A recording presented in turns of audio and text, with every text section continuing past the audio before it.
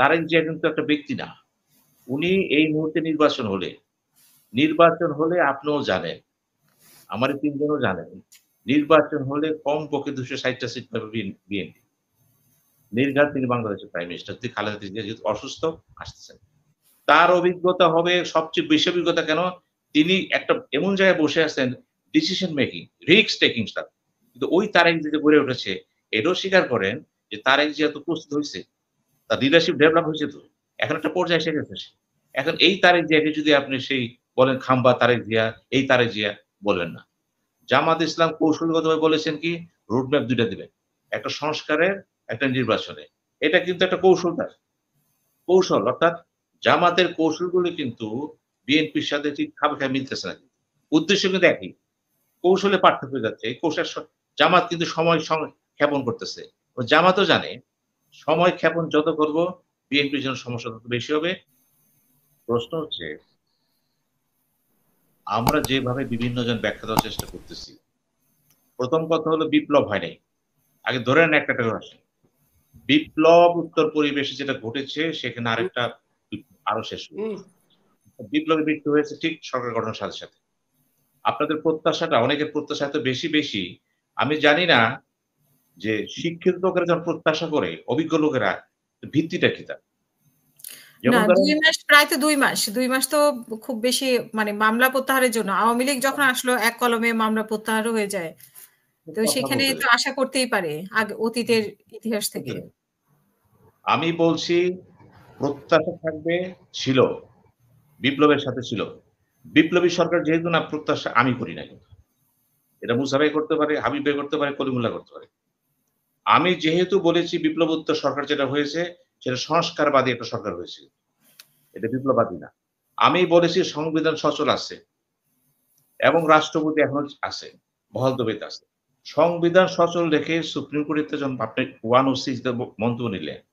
সংবিধান সচল আছে আবার সুপ্রিম কোর্টে গিয়েছেন আপনি। এগুলো কিন্তু ভবিষ্যতে সাংবিধানিক প্রক্রিয়া কিন্তু দাঁড়ায় যাবে কিন্তু। আপনি এখন অনেক কিছু করতে পারেন, কেউ প্রশ্ন করবে না। একটাই কথা বিপ্লব হইছে। আসেন ২য় কথায় আসেন।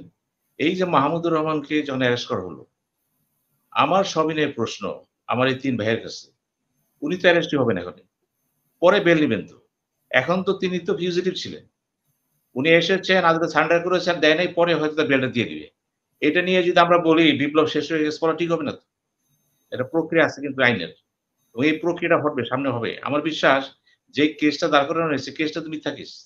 এই কেসটা টিকবে না। আজকেই যদি বলে দেয় মিথ্যা কেস, এটা কিন্তু আদালত থাকে না কিন্তু। একটু ধৈর্য ধরেন। কিছু জায়গায় কিন্তু সরকারের সমালোচনা করা যাবে না। একটু দেখতে হবে আল্টিমেট গোলটা কি। আসেন জনাব তারেক জিয়া সম্পর্কে। এখানে আমার বক্তব্য স্পষ্ট।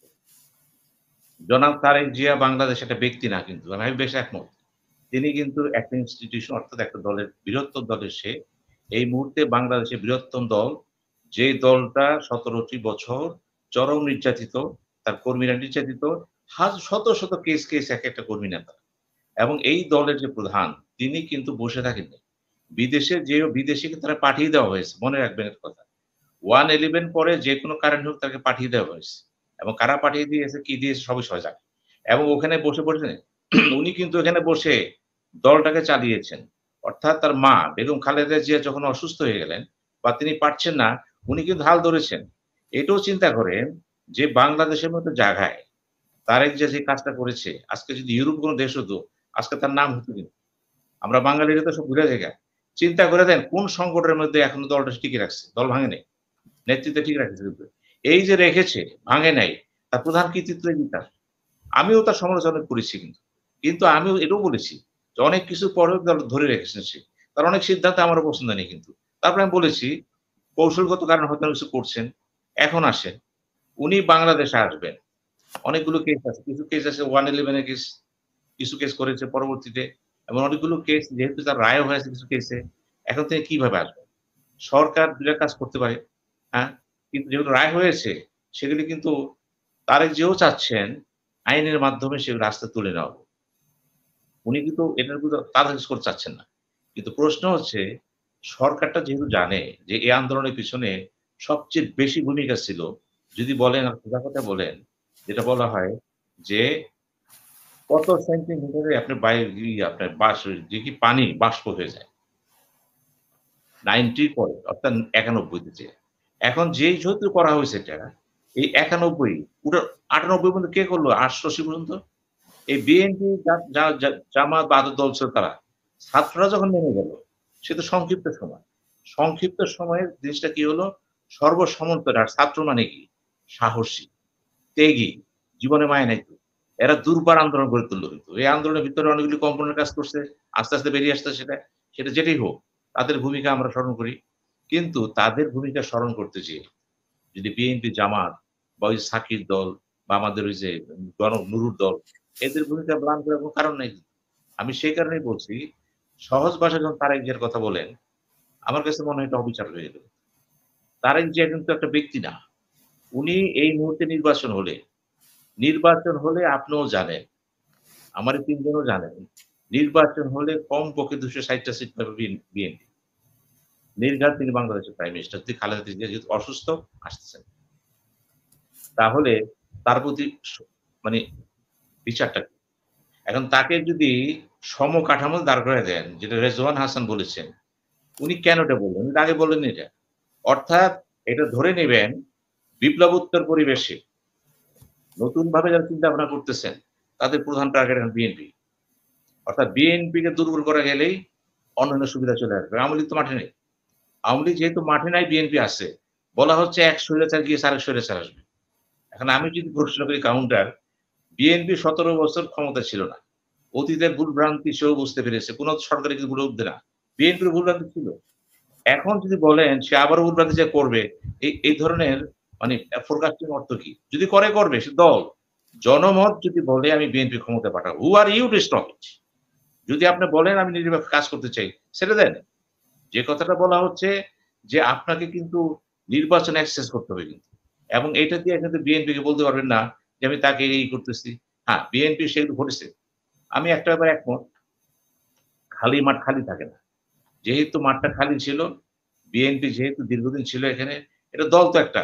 প্রত্যেক গ্রামে, গ্রামে পরিবারে তার সমর্থন আছে। এবং এই কাঠামো তো কারো নাই। জামাত ইসলাম গড়ে উঠেছে একটা অন্য আদর্শ ভিত্তিতে সাংগঠনিক কর্মী। কিন্তু জামাত তো আর বিএনপি না। বিএনপি তো একটা মডারেট দল। নির্বাচনে সাধারণত ভোট তো দেখেন, মডারেট দল ভোট বেশি পাইতো। জামাতের ভোট ব্যাংক আছে, ধরেন ৪, ৫, ৬, ৭ হইতে পারে। এই ভোটগুলো যদি প্রপোর্শনালি প্রেসিডেন্ট ইলেকশন করেন, সে সিট পাবে অনেক। আর যদি না যান, তাহলে তার সিট কিন্তু সেই অনুপাতে হবে না। আর অন্যান্য দল যারা আছেন তারা হয়তো ২, ৪, ৫ টা পাইতে পারে, অন্য কথা। কিন্তু মূল ফাইটটা কিন্তু এখানে বিএনপি একক। বিএনপির কিন্তু কোন প্রতিদ্বন্দ্বী নাই। না, কিন্তু আপনি যে বলছেন বিএনপি একক, কিন্তু জামাত তো বলছে যে তাদের একটা পরিকল্পনা অনুযায়ী এই বিপ্লব হয়েছে। এখন তাদের পরিকল্পনা তো ওইখানেই শেষ না। তাদের তো আরো পরিকল্পনা আছে সামনে। সেই জামাত কি বলছে? পরিকল্পনার অংশ হিসেবে কি পড়ে? কথা বলতে জামাত কি বলছে? আমি যেটা বলতেছি। আমি বলছি নিউট্রাল পয়েন্ট অফ ভিউ তে। জামাত তো দল, সে তো বলবেই। সে তো এটাও বলতে পারে, আমি মেজরিটি হব। সে বলতে পারে, কারণ সে দল তো একটা। এবং তার না, বিশ্বাস। সে তো কালকে হুমকিও দিয়েছে জামাতের আমির যে হাড়ি ভেঙে দিবে নির্বাচন নিয়ে বেশি দিন। হারি তো শোনেন, হারি তো জামাতের, হারি তো অনেকের কাছে আছে। বিএনপির কাছে নাই। ওই যে নুরুর কাছে নাই। হারি বলতে কি বুঝান? এটা মিনিং কি? এটা ব্যাখ্যা দিতে হবে তো। আমি এখনো বলতেছি কিন্তু, আমি কিন্তু বিএনপি করি না, খেয়াল করবেন। কিন্তু বিএনপির প্রতি আমি কিন্তু সহনশীল এইজন্য, বিএনপি ১৭ বছরে যে কাজটা ঘুরেছে, এখন বিএনপির প্রতি আমার বিচার করা ঠিক হবে না। এখন বিএনপির যে স্যাক্রিফাইস টা, এটা ছোট করে দেখবেন কেন? এখন তারেক জিয়া মানে একটা দল। তারেক জিয়া মানে ৩ কোটি লোক এখন। 3 crore পিপল। কোন দলের আছে এটা? তো কাজেই আপনি যখন ওই নেতার সম্পর্কে কথা বলতে যাবেন, আপনাকেও খেয়াল করতে হবে, আপনার পায়ের নিচে মাটি আছে কতটুকু? আপনি কে? এগুলি হিসাব করবেন। যেমন ধরেন আমি দেখলাম, শেখ হাসিনা সম্পর্কে কথা বলেছেন ব্রিগেডিয়ার সাকওয়াত এবং তিনি সম্প্রতি গিয়েছিলেন পায়রা বন্দরে। উনি ঘুরে দেখেছেন, ভিডিও এখন সচরাচর দেখেন, ভিডিও দেখেন ফেসবুকে, ইউটিউবে পেয়ে যাবেন। উনি বলেছেন, "আমি ঘুরে দেখলাম এটা ভালো প্রজেক্ট। একটা ভালো কাজ করেছি। তবে কিছু ত্রুটি বিচ্যুতি আছে, খরচ বেশি হতে পারে। তবে কাজটা ভালো করেছি। এবং এটা আরো ভালো আরো সামনে আগায় নেওয়া যায়।" খেয়াল করেন। ঠিক ২ দিন পরে তিনি কি বললেন? শেখ হাসিনা ট্রায়াল হওয়া বিচার হওয়া উচিত কোথায়? Special tribunal. একদিনে তো পরিবর্তনটা করতে হবে। আপনি বলছেন তার কিছু কাজের মূল্যায়ন আপনি করেছেন। Very good. আমি ধারাবাহিকতা রক্ষা করেছেন। কিন্তু এরপরে আবার কি করছেন? ট্রাইব্যুনালটা স্পেশাল ট্রাইব্যুনাল করা হবে। আমার কাছে মনে হচ্ছে যারা অ্যাডভাইজার আছে, তারা কখনো, কখনো কোন অ্যাঙ্গেলে কথা বলেন আমরা বুঝতে পারি নাই। এই বুঝগুলো আসতে হবে কিন্তু। আমরা বলছি যে একটা সমস্যা হবে না। 18 মাস তো নির্বাচন দিবেন দেন। তারেক জিয়া নিজেও কিন্তু সুন্দর ইংরেজি একটা বিবৃতি আমি পড়লাম, দিয়েছে। আমাকে অনেকেই পাঠাইছে। লন্ডন থেকে বিদেশে আমেরিকা পাঠাইছে। আমি পড়লাম বারবার। উনি যে কথাটা বলতে চেয়েছে, উনি তো ভালো কথা বলেছে। আমি তো এই তারেক জিয়াকে ২০০৪ সালে তুলনা করব না। মানুষের কিন্তু স্থানকাল পাত্র ভেদে বয়সের সাথে, সাথে আর অভিজ্ঞতা কি? তারেক জিয়া যে চেয়ারটা বসে আছে আমি তো সে চেয়ারে বসে নাই। তার অভিজ্ঞতা হবে সবচেয়ে বেশি অভিজ্ঞতা কেন? তিনি একটা এমন জায়গায় বসে আছেন decision making, risk taking staff. কিন্তু ওই তারেক জিয়া যে গড়ে উঠেছে এটাও স্বীকার করেন যে তারেক জিয়া তো প্রস্তুত হইছে। তার লিডারশিপ ডেভেলপ হয়েছে তো।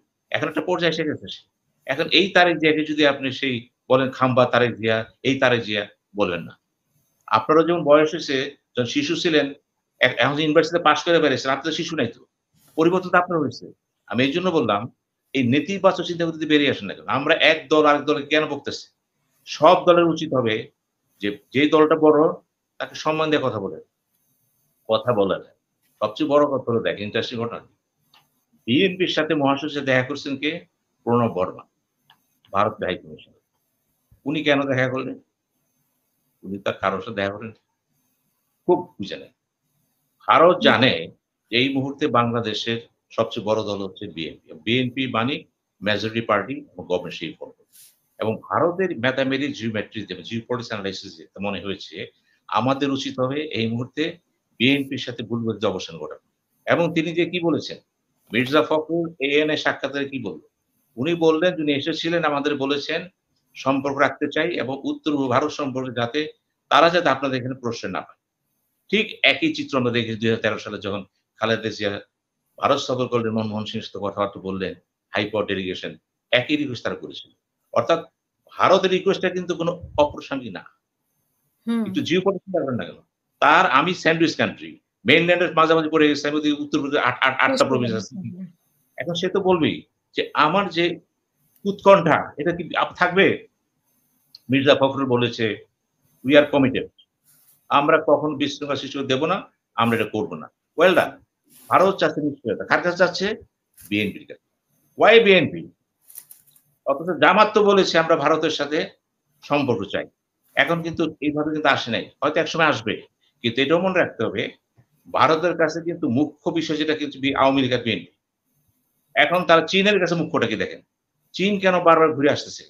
চীনের তো একই প্রশ্ন আসতেছে। চীন, ভারত যারা আবার রাশিয়া, বৃহৎ রাষ্ট্র যারা ম্যাটার করে, জাপান, তারা কিন্তু ওই কথাই বলবে যে এই মুহূর্তে যারা সরকারে আসবে বা যারা সরকারে আছে তাদের সাথে সম্পর্ক করতে চাই। কারণ সরকার জিনিসটা রাজনীতির মতো না।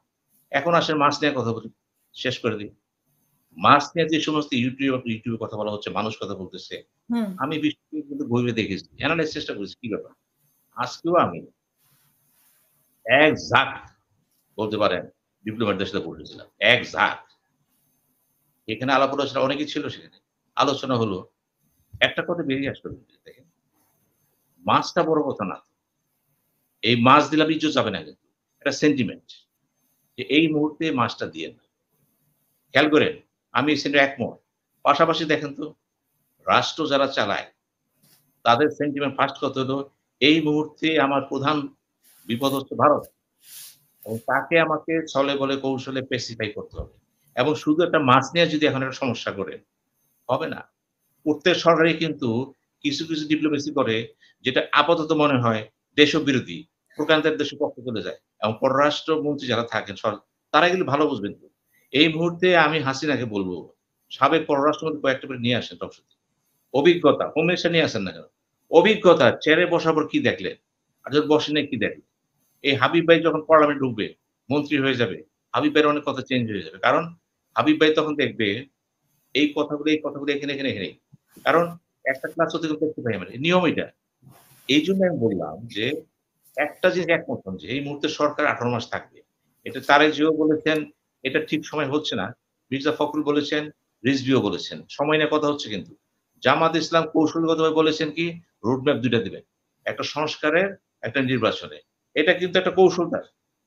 কৌশল অর্থাৎ জামাতের কৌশলগুলো কিন্তু বিএনপির সাথে ঠিক খাপ খায় মিলতেছে না। উদ্দেশ্য কিন্তু একই। কৌশলে পার্থক্য হয়ে যাচ্ছে। এই কৌশল জামাত কিন্তু সময় ক্ষেপণ করতেছে। জামাতও জানে সময় ক্ষেপণ যত করব বিএনপির জন্য সমস্যা তত বেশি হবে। পাশাপাশি দেখেন অদৃশ্যভাবে চান বা না চান আওয়ামী লীগ কিন্তু সুযোগ পেয়ে যাবে। যে বা যারা বলতেছে একটা কথা মনে রাখবেন, আওয়ামী লীগের যদি ফাঁসিয়ে দিয়ে দেন সবাইকে, আওয়ামী লীগ মরবে না। কারণ আওয়ামী লীগের সবাই তো ক্রিমিনাল না, সবাই তো খারাপ না। আওয়ামী লীগ কিন্তু ভয়েস তো আসছে, হয়তো ওই খুঁটি নিয়ে তারা দাঁড়াবে। আমি সেই জন্যই বললাম যে এখনো দল দুইটা, আওয়ামী লীগ বিএনপি।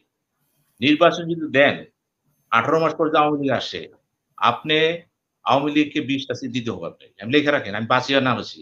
কারণ ওই যে গোপালগঞ্জ তাহলে আওয়ামী লীগের ব্যাপারে কোনো ব্যবস্থা নিবে না? মানে আওয়ামী লীগ যে গণহত্যা করেছে, আওয়ামী লীগের যে লেট মি টক প্লিজ। আমি কথা বলতেছি। আমি কথাটা কেন বলতেছি দেখেন। বলা হয়েছে আওয়ামী লীগকে নিষিদ্ধ করা হোক। কিন্তু দুইজন যুদ্ধাপরাধী ট্রাইব্যুনালে হবে না, নিষিদ্ধ করা হবে না। আবার বলা হলো 10 বছরের জন্য প্রভিশন রাখা হয়েছে। আমাদের দেখার ব্যাপার হলো নিষিদ্ধ করতে গেলে কি বলছে আসিফ, তাহলে আমাদের সব দলের সাথে একমত হতে হবে। খেয়াল করে নিন, ভেরি ওয়ান্ডারফুল প্রস্তাব, একমত হতে হবে। আবার কি করছেন, পাশাপাশি 10 বছরে একটা প্রভিশন রেখেছেন, ওই আন্তর্জাতিক ট্রাইব্যুনাল রেখেছেন। সবই ভালো হয়েছে। আমাদের দেখার বিষয় হচ্ছে এখনো কিন্তু এগুলো আলোচনা হচ্ছে কোথায়, সেগমেন্টের আলোচনা। চূড়ান্ত পর্যায়ে আমরা দেখতে চাই, আমি তো চাবো এটা, যে এত কথা শুনলাম, এত কথা বুঝলাম, আলটিমেটলি আওয়ামী লীগের বিরুদ্ধে কি ধরনের পদক্ষেপ নেওয়া হলো এবং সেই পদক্ষেপের সাথে জনগণ আশা কতটুকু মিলছিল। তখন যদি বলা হয় জাতি বীরত্বের সাথে এটা পারি নাই, ওটা পারি নাই, ওটা পারি নাই, একটা কথা আমি স্পষ্ট বলে দিই, আওয়ামী লীগ ভারত কিন্তু প্রমাণ করেছে আমি আওয়ামী লীগ আমার, যেভাবে নেন নেগেটিভ পজিটিভ হোক না কেন, বিপদে সে তার সাথে আছে কিন্তু। এবং ভারত এই দক্ষিণ এশিয়া পার্সপেক্টিভে আমি যদি পল্টনের বক্তৃতা দিই, টক শোতে কথা আমি অনেক কিছু বলতে পারি। আমি তো বলবো না, আমি বাস্তববাদী লোক, আমি বাস্তবতাকে বিশ্বাস করি। কারণ ভারতের সাথে আমার যে সম্পর্কটা, ভারত আমাকে ভয় একটা কারণে, আমার জনসংখ্যাটা। এই জনসংখ্যা ভারতের বিপদ, কিন্তু ভারতের জন্য। আমার জনসংখ্যা যদি সিকিমের মতন হতো, আমার জনসংখ্যা যদি ত্রিপুরার মতন হতো, তাহলে পিকচারটা অন্যরকম হতো। কিন্তু এই জনসংখ্যা ভয় পায়। সবচেয়ে বড় কথা হলো সেন্টিমেন্ট। এদেশে মানুষ কিন্তু প্রতিবাদী এবং জনসংখ্যা আমাদের প্লাস পয়েন্ট। এই জনসংখ্যা যতদিন থাকবে, আমার বিশ্বাস ভারত বাংলাদেশকে নিয়ে বেশি মাথা ঘামাবে না। তাকে সে অন্যভাবে ট্যাকেল করতে চাইবো, কিন্তু সে জানে এই জনসংখ্যাকে আমি ব্যাক দিতে পারবো না। সুতরাং কোনো সময় জনসংখ্যা জাতির আশীর্বাদ। এবং বাংলাদেশের ন্যাশনাল পাওয়ারের ফান্ডামেন্টাল ইস্যু হচ্ছে, সবচেয়ে বড় সম্পদ হচ্ছে জনসংখ্যা। এই জনসংখ্যাটা যদি আপনি ঠিক ট্যাকেল করতে পারেন, এর সাথে নেতৃত্বের প্রয়োজন। এই নেতৃত্ব যদি চলে আসে, সেই জন্যই বললাম যে সরকারটা এখন আছে, আমি আকুর আবেদন জানাবো, যা হওয়ার হয়েছে পিছনে যা দরকার। ডক্টর ইউনূস সাহেব অনেক সম্মান পেয়েছেন, ধন্যবাদ। এখন আপনি যদি মনে করেন দেশটাকে আগায় নিবেন রাজনৈতিক ভাবে, তাহলে অনতিবিলম্বে জাতীয় সরকার গঠন করেন, সংবিধানটা বিলুপ্ত করেন, এবং যদি রাষ্ট্রপতি থাকবে না থাক ওখানে আনেন। সংবিধান বিলুপ্ত না করে শুধুমাত্র সংবিধান সচল রেখে কোর্টের অনুমতি নিয়ে করতে গেলে ঝামেলা বাড়বে। কিন্তু আমি জানি না এটার পিছনে কিন্তু একটা কৌশল আছে।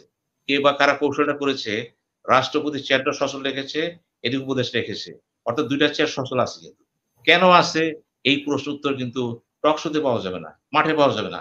এগুলো হচ্ছে জটিল রাজনীতি, ডিপ্লোমেসি ব্যাপার। সেখানে হাত দেন, সব ঠিক হয়ে যাবে। সুতরাং আমার একটাই কথা, আমি চাই সংবিধান স্থগিত করা হোক এবং একটা জাতীয় সরকার গঠন হোক। তারাই বলুক নির্বাচন কখন হবে, কখন হবে না। আমি কিন্তু এইভাবে নির্বাচন চাচ্ছি না। সেনাবাহিনী প্রধান যেটা বলেছেন, তিনি তার ভাষায় কথা বলেছেন, কিন্তু আমাদের চিফ অ্যাডভাইজার সেভাবে কথা বলেন না। কিন্তু আমাদের আশা প্রত্যাশা হলো সেনাবাহিনী আছে, সেনাবাহিনী জনগণের সাথে সবসময় থাকবে। সেনাবাহিনী শুনবো আপনাকে, চিফ অ্যাডভাইজার কেন বলে নাই, কোনো টাইম ফ্রেম দেয়নি। আমরা চাবো সেনাবাহিনী ভাবমূর্তি বজায় থাক, পাশাপাশি দেশটাকে যদি লক্ষ্যে পৌঁছাতে চান, অনতিবিলম্বে সংবিধান স্থগিত করেন এবং জাতীয় সরকার গঠন করেন। ধন্যবাদ।